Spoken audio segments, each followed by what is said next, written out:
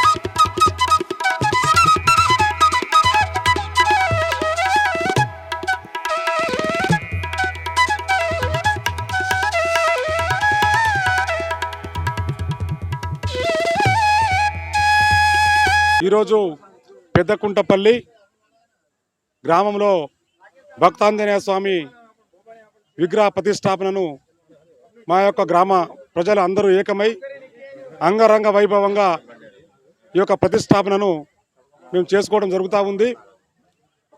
గత 5-6 సంవత్సరాల నుండి కూడా మేము ప్రణాళికలు వేసుకుంటూ ఎలా చేస్తే బాగుంటుంది అనే ఆలోచనతో ఊరు వారందరూ ఏకమై ఈరోజు ఏకతాటిపై వచ్చి ఈ యొక్క ప్రతిష్టాపనను ఘనంగా నిర్వహించడానికి మేము ముందుకు చేస్తూ ఉన్నాం. అలాగే ఈ యొక్క ప్రతిష్టాపన వలన మా యొక్క గ్రామానికి చాలా మంచి జరుగుతుందని, దుష్ట శక్తులు ఏమున్నా ఆ యొక్క స్వామివారు మా యొక్క గ్రామానికి అండగా ఉంటారు. అలాగే వైకుంఠ వాసుడైనటువంటి శ్రీమన్నారాయణ యొక్క అవతారమే శ్రీరామ అవతారం. అలాంటి అవతారానికి అంటే శ్రీమన్నారాయణుడు అంటే బ్రహ్మాండానికే అధిపతి. అలాంటి అధిపతికి పరమ భక్తుడే ఈ భక్తాంజనేయ స్వామి. అలాంటి స్వామి మా గ్రామంలో రావడంలో మాకు చాలా సంతోషంగా ఉంది.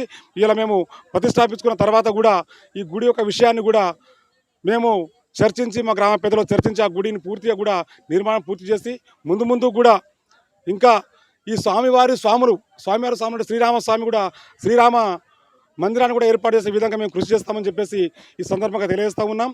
అంతేకాకుండా ఇప్పుడు ఇక్కడ వచ్చినటువంటి గ్రామ పెద్దలు, గ్రామ ప్రజానికం, అలాగే మీడియా మిత్రులకు కూడా నా యొక్క హృదయపూర్వక నమస్కారాలు తెలియజేస్తూ ముగిస్తూ ఉన్నాం.